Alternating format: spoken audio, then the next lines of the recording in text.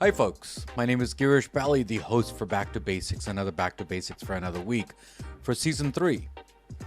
Today we're going to be speaking with Jerry Fu, and we're going to be finding out what is a trending item for businesses. A trending item. Is there such thing? Before, back in the days in the history time, back in 9/11, we went through crisis and we went through another crisis just recently. Are we thinking the old way or the new way when it comes to starting a business, being in the business, the thought process, how we're thinking from a customer service point of view, how are we thinking as a consumer point of view? And that's what we're going to be discussing of what Jerry thinks and what we discussed on the call. So why don't you connect on the episode and write some comments and see what you like. I'll talk to you there. Bye.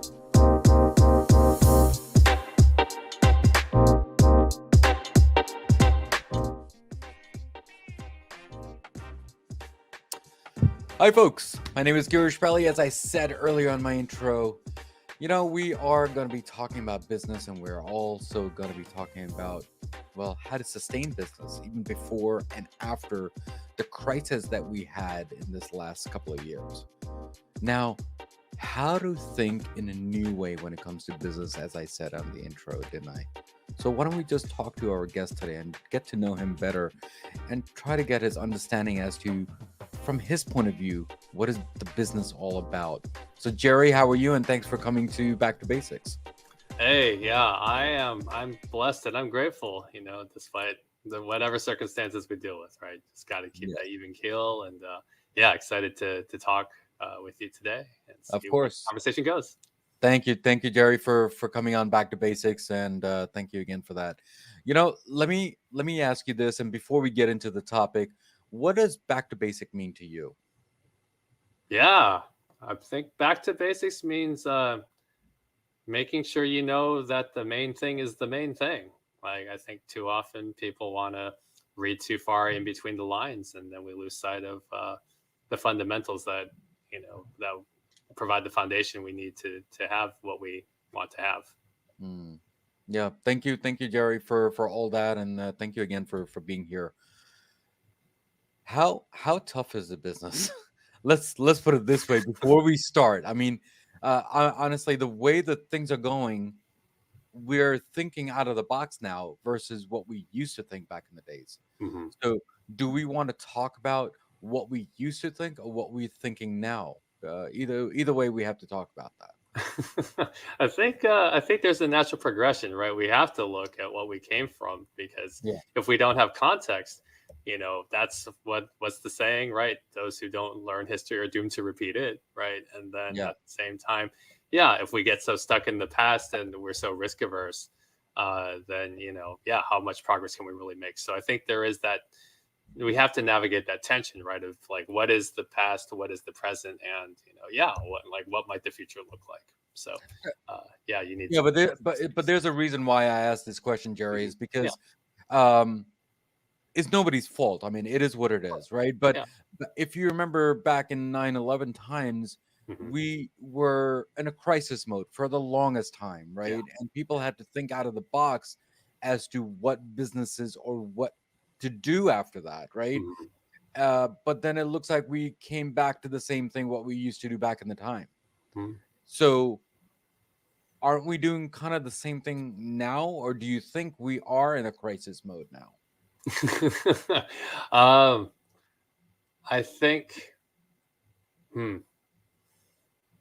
how do I put this? I believe that.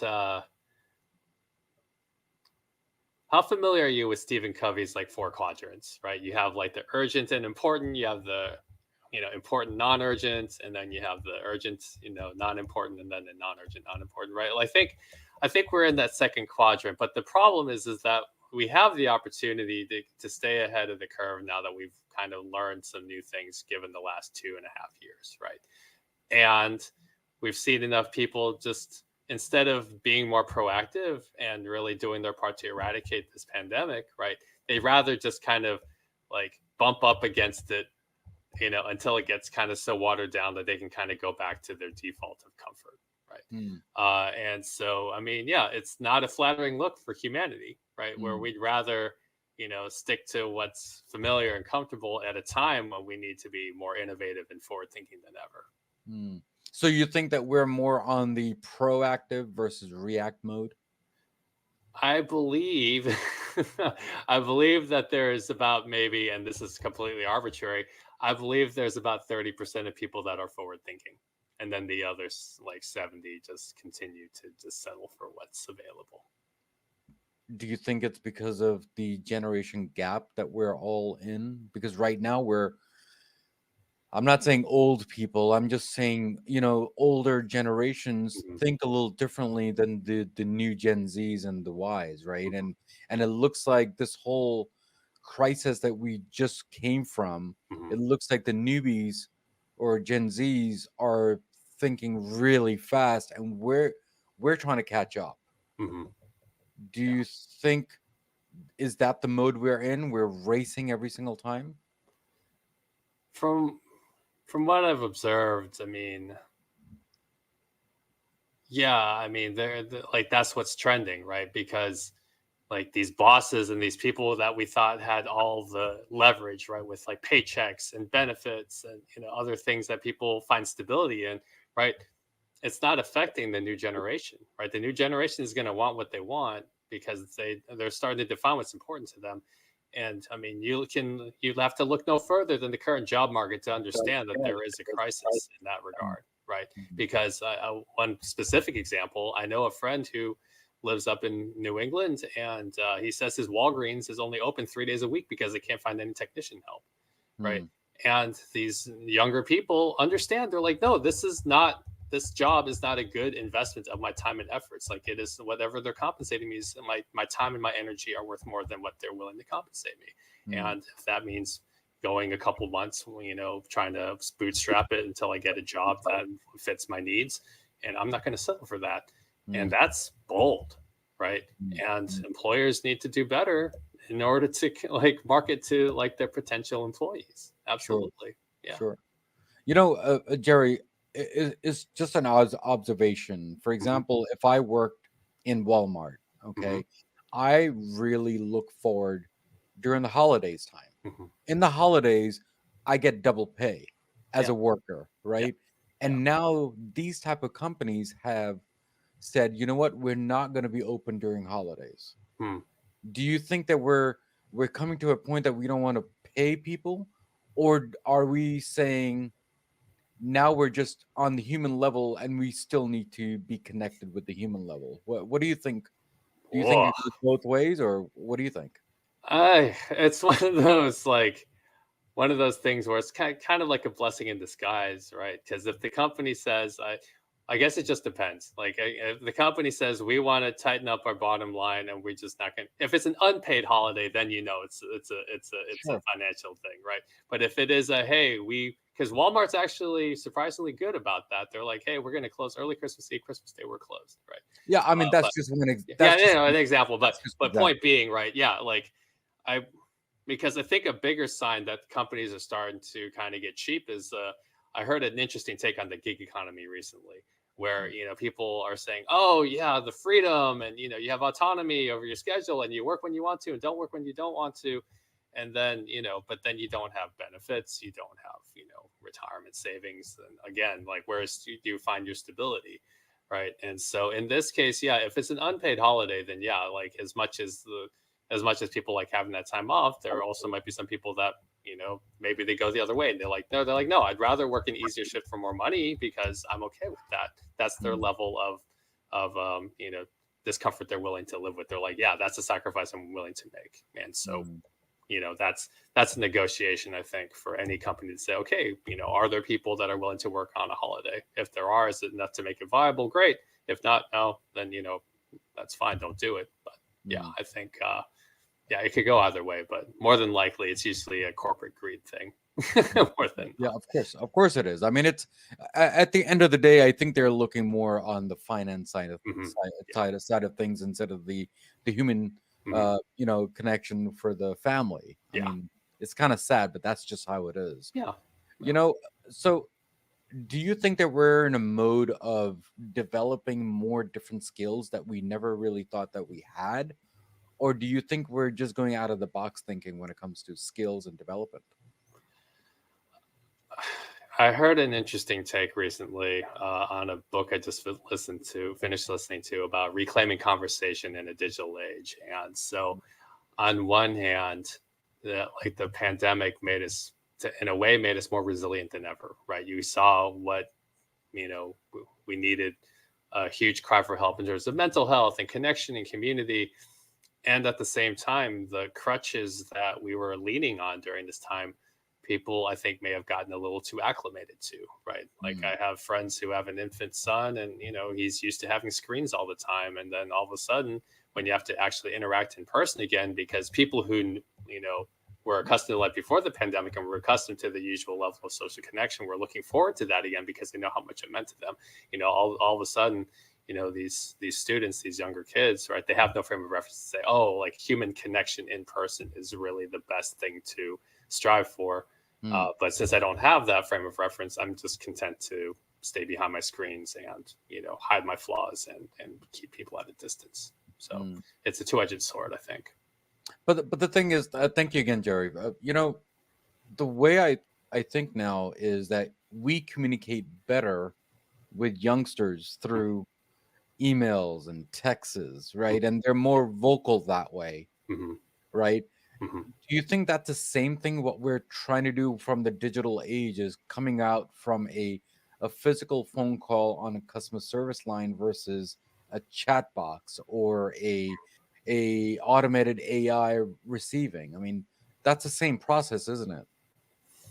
Yeah, I mean, I think the blessing is just the fact that, I think people recognize the value of being able to edit and refine your message right before like letting it land, because impromptu speaking, I guess, is a skill that is starting to go, the way of the dinosaur, right? People don't Mm, like having to think on their feet. People don't like the game of improv. Some people get a thrill off of that, and I hope people continue to, but the majority of people, yeah, given that we as humans are by default risk averse, like anytime we can kind of like clean things up before we actually present anything is, mm, I mean, it can be good, but for some people, right, if they're so afraid of even just putting anything out there, they can get stuck in that refinement mode. So mm. yeah, on one hand, yeah, I think people are settling for that, and on the other hand, as we as business leaders, things like that, we have to, unless you reach your audience, you're not going to be able to connect with them.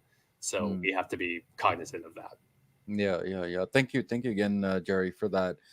How do you think the business and technology and the marketing field is changing after this whole crisis that we went to? Yeah, I think for better or worse, people are learning to make really compact, concentrated messaging because they understand they only have, maybe 30 seconds of your time, a minute of your time. And so if they don't learn to grab your attention in a way that will actually hold it, um, they're not going to hold it for very long. And, Mm, because I've been on conversations where people just, it's long form stories, and, I'm sitting there thinking, I'm busy. Like, what's the point? yeah. Um, and so marketing is that's the blessing in learning to market in this environment. You just have to say, Mm, okay, how do I best get their attention in 30 seconds? mm, And you also have to have something of substance, right? Because if you just know how to kind of like get their attention, but then you don't hold it for very long, your reputation goes south very quickly. mm, And so, as much as I hate that, a lot of companies will take advantage of the fact that humor is a distraction prone, just because by nature we have to be distraction prone for safety reasons, right? Like the mm, alarm goes off, maybe there's a fire, but people use that same mechanism to gain your attention, and maybe not always for the best.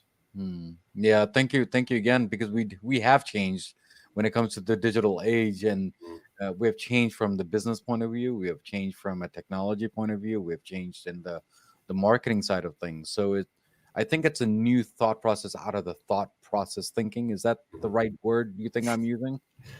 Yeah, I think people know what you're getting at. I believe Yeah, that. Yeah. yeah. Thank you again for that. You know, so during this time, what do you think? How has that changed for your business? Let me ask you that. Yeah.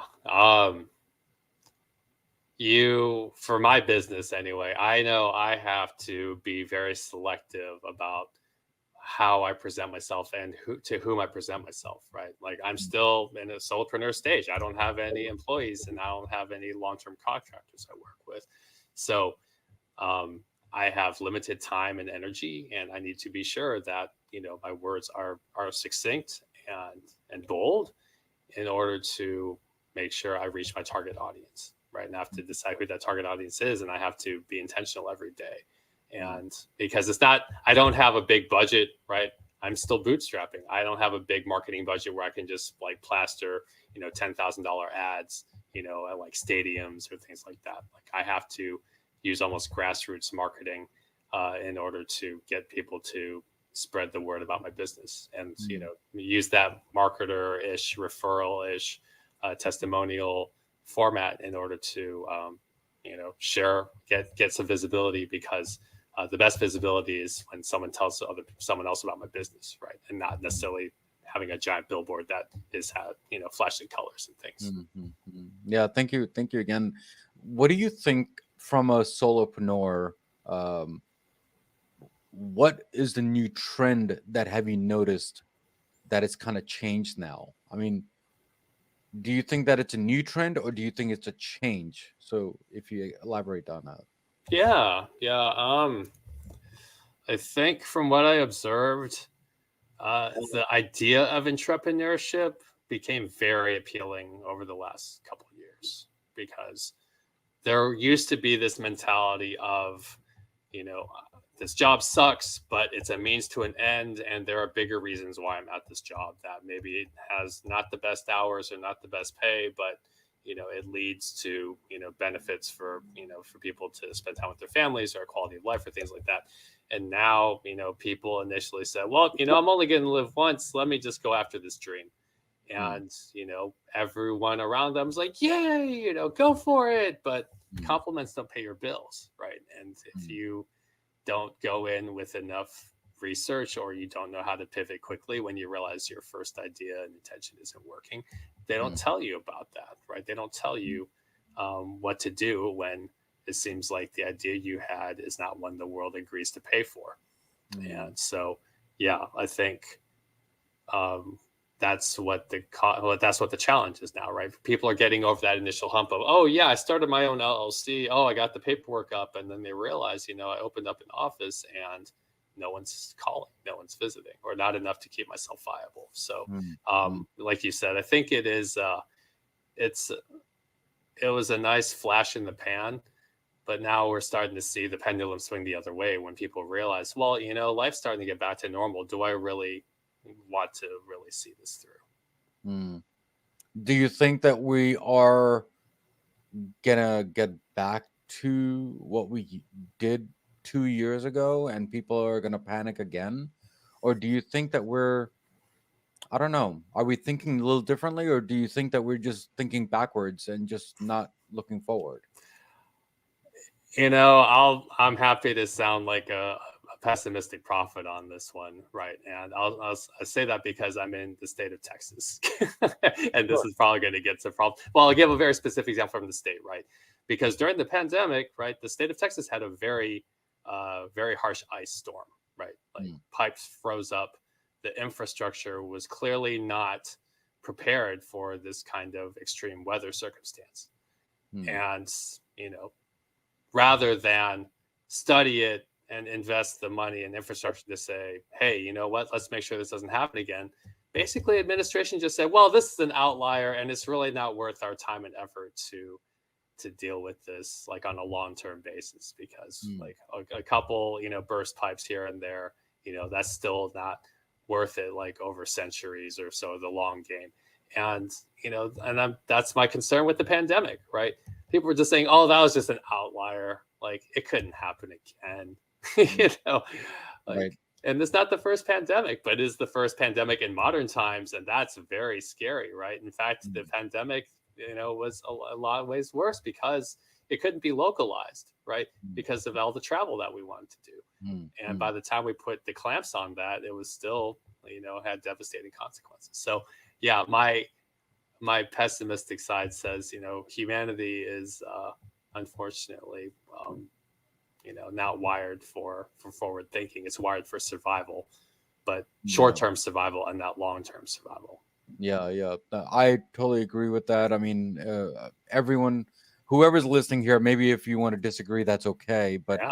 I think from an observation point of view, I think you and I, Jerry and I, we're actually thinking that we're thinking that it's gone, and then now we're back to normal, right? I mean, that's how we're thinking now. Is that right, Jerry? Yeah, I mean, basically, like the pandemic has kind of gotten watered down enough to the point where people don't even think about it anymore. Like Mm, we've seen an uptick in certain, COVID-19 scripts like Paxlovid and things, but it's still not to the point of devastation where people are, like, oh my goodness, and the healthcare system is overtaxed. And so for better or worse, like people eventually got through it. It wasn't the smoothest ride. It could have mm, been, I think, a lot smoother, but mm, that's easy to say in hindsight. mm, So, yeah, again, I'm not here to take away from the potential and the vision and the big dreams of what we could accomplish as a species. And at mm. the same time, please don't ignore the empirical evidence in front of us that says, you know what, maybe we can't ignore, our tendency to default to what's immediately comfortable. I still have hope that we are thinking the new way and we Yeah. are learning from all the stuff what we have learned in the past, including Mhm. the 9/11 stuff, the security, the cybersecurity that we're dealing with nowadays, and the marketing that we're getting slammed nowadays. I mean, I hope we're learning. So Yeah. let me ask you this, Jerry. Yeah. On Yeah. from the business point of view, Mhm. um, how do we start as a startup? I mean, for all the people who want to be entrepreneurs or who are they always wanted to start but never really started, and now they have the chance to start because it seems like this is like a reset button for everybody. Mhm. So what are your thoughts on that? What is the first thing that they should be thinking when it comes to a startup? Yeah. Yeah. Great question. I think um, you want to just kind of, I mean, research feels like such a heavy word, but start with exploring, right? What are the problems that you're excited to solve, right? What's a problem in your life that you feel like, you know what, I want to design a product to solve my own problem, right? Because Mm, if you have a problem, mm, it's legitimate, and maybe other people share that same problem. mm, And so, yeah, it's very simple and very affordable to just, do some simple surveys of what kind of problems people are having, whether it's in your immediate network or you look online. And then you look and say, what kind of prototype can I design for this? Right. mm, And you start to continue to get do some real life world testing and not just surveys, because people will give compliments but they won't pay money, mm, right? So you want to see who's actually going to pay for your solution, and then that's the truest test, right? And then once mm, you do that, because that's the hard feedback that you need to say, is this something that is viable, or is this something that I can just scrap before I bankrupt myself trying to put this on the shelf? So yeah. the simple answer is to explore and prototype, just right where you are, and just say, hey, you know what am I dealing with? What are my friends dealing with? What is my community dealing with? And what kind of solution could I possibly offer Mm. to that? But Jerry, thank you again for that.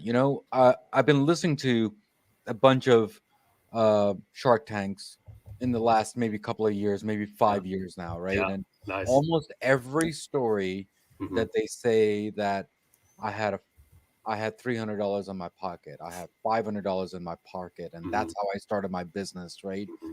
But do you think that's true?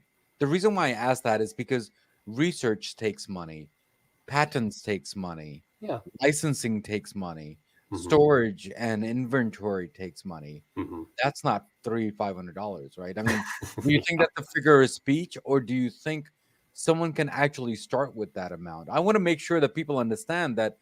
Do we need a lot of money, or do we need less money, or do we need zero? I mean, what are your thoughts on that? Yeah, no, these are questions people need to know, right? And let's preface this by saying, what is the level of risk you're willing to take, right? Mm. Like, and how much of that are you willing to bet? Because so let's throw out a real number with a real person. Sarah Blakely of Spanx fame, right? She started with $5,000, Mm. right? She had $5,000 of her own savings, and that's where she started, right?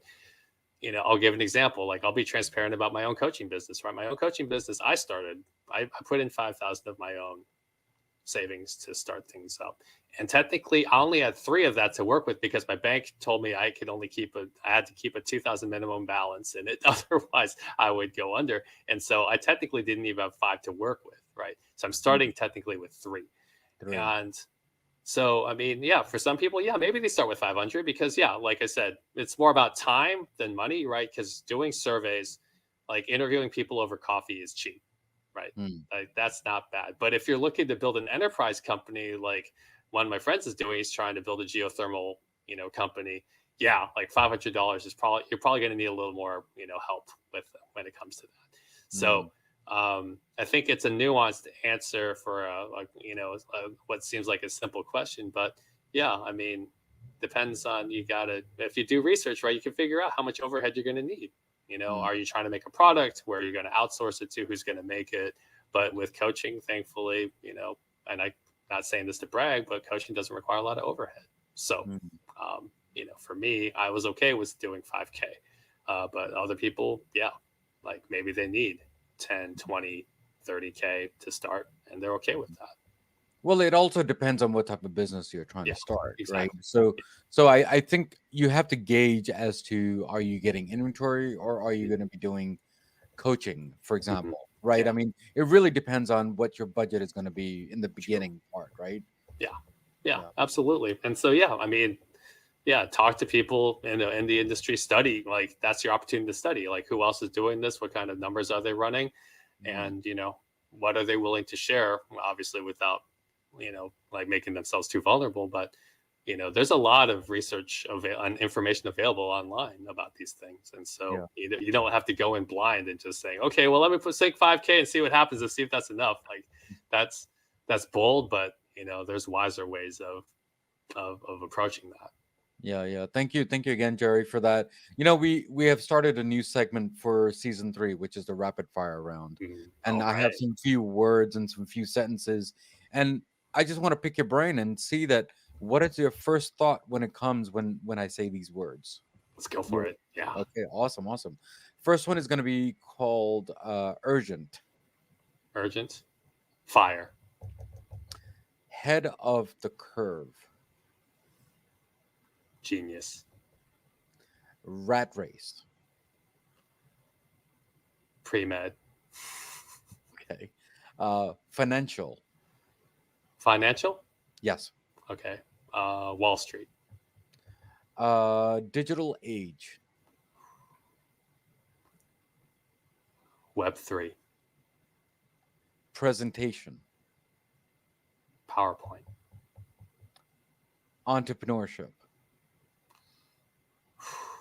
The first thing that came to mind was Sarah Blakely, actually. Okay. Yep. Solopreneurship. Oh. Bootstrapping. Okay. Startup. Incubation. Explore. Curiosity. Level of risk. Anxiety. Profit. Relief. Loss. Lesson. Back to basics. Fundamentals. The last one is Jerry. Fun. Awesome. Thank you so much for playing the rapid fire for Back to Basics here. It is something new. Just want to pick your brain. I hope it wasn't that tough. So, Well, I mean, but that's the challenge, right? It should be tough. See it how I should respond, right? Make me exactly, dance. exactly. Thank you so much for that.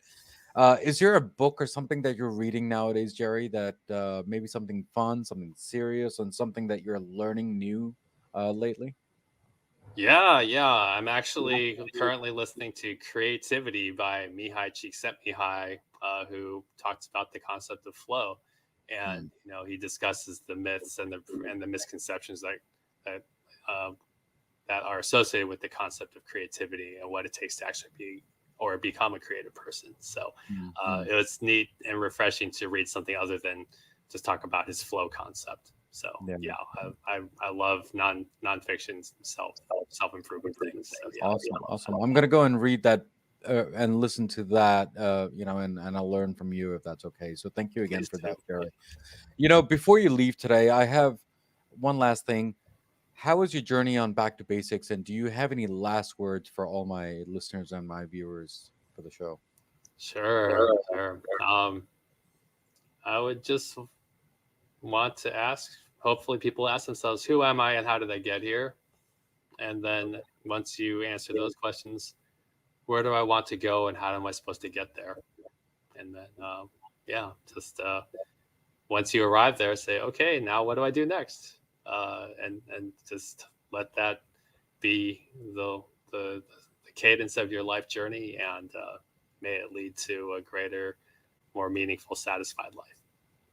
Yeah, Jerry, thank you so much for being here and supporting me on the small podcast that I have, and sharing all the nuggets that you shared. I mean, yeah, there were tough topic to talk about, but it isn't necessary to talk about because people are going through this process of struggles or successes or setbacks or whatever word you want to use, but it is something that people they ask and they don't know what to ask and how to ask or who to ask, and I Mhm. think Jerry, you were the right person for the show. So thank you again for coming on the show. Well, thank you for having me. I love meeting people like yourself and the conversations that come from it. Yeah, awesome. Thank you again, Jerry. Of course.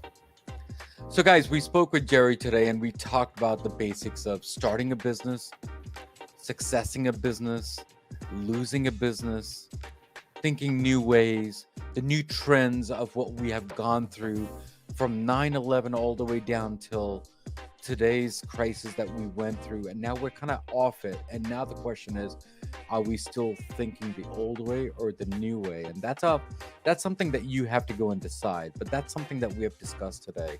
Now, as usual, as always, there is a quote of the day from Back to Basics, and hopefully Jerry will like my quote. Business opportunities are like buses, there's always another one coming. Now, there's always other opportunities, as they say. There are other buses to deal with. Now, if there's one failure, there's always another success. I mean, that's hope, and that's what we pray, right? As usual, as always, what do we always say at the end of the episode?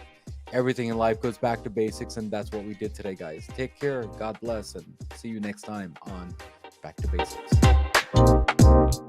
It was fun. Yeah, it was. It was helping. It helped me grow too because yeah, usually business and finance is not something I usually feel comfortable talking about. So anytime I have an opportunity to stretch myself, I'm always grateful. And I hope I challenged you. Hi guys, thank you again for tuning in to Back to Basics and listening to the excellent episode that we had today with our guest. With your love and support, we do need you to at least rate our show, review our show, because it does make us stronger day by day, week by week, as I usually say on my episodes. And there are three things in this episode that it makes a hit for me, which is the content, the guest, and definitely the host. So guys, take care, God bless, and remember, everything in life goes back to basics, and that's what we did today, guys. Guys, take care, God bless, and see you next time on Back to Basics.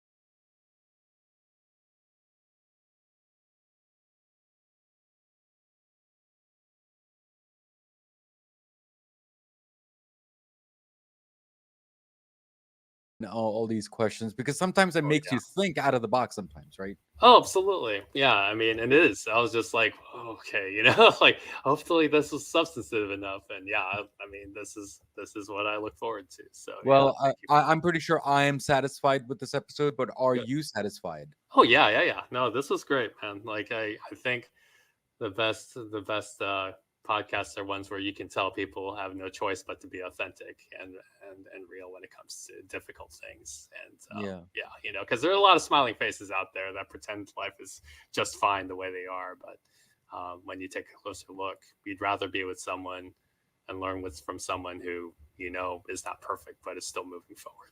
Yeah, yeah, absolutely. Absolutely. Thank you so much, Jerry, for all that. Yeah. Um we are there's no time limit for your release for your episode, is there? No, I always tell people, I always tell podcast hosts, I'm like, you're the expert on your podcast. You just keep me posted when you're ready to go and publish and promote. Just send me some copy, and I'll be happy to, Awesome. help Awesome. publicize from my side. Yeah. I just want to make sure that is diligence because what the way I'm planning it, obviously I'm Mhm. planning it for January release and onwards, right? And I've Nice. already done um 12 recordings for Tuesday Wow. episode. So you are going to be on the 13th, which is in Okay. April, Okay. Nice. and you'll be released on April 18, which is tax day. Nice. So that kind of works out for you and for me because that Yeah. I mean that's what we talked about today, didn't we? Kind Yeah. of. It is. It is. So Uncle thank you Sam's again gonna for get. that, and hopefully you and I can connect, and hopefully we'll connect more on other projects, and hopefully you'll come back for I don't know part two of Jerry, and if you think there's anyone else who wants to be part of the show, it's all success for me, but Okay. I learn from other people too at the same time. Oh yeah. Sure. And what else is there? There will be an email sent to you, about the picture and the bio, Hmm. and a small 10-second clip of how do you think your journey was on Back to Basics. I mean, Okay. like what have you learned? What is the new thing and what is the old thing? Or you didn't Hmm. learn anything at all? I mean, whatever you think is best. Hmm. Uh, and plus, I think you and I are connected on LinkedIn. I'm not sure if we are. Uh, We can confirm that, and if it's not, I'll be happy to be sure Yeah, it's and official. then what we'll do is we'll connect, and I'll send you a recommendation, and to if you can write a review on me, Yeah. how horrible and how great I was, and then Sure. we'll go from there. Thank you again, Jerry, for Of being course. here. All right. Cool. We'll be in touch. Take care, and happy New Year, by the way, Happy to New Year. all Yeah. your friends and family. Absolutely. You too. Take care. God All right. bless. Bye. Bye.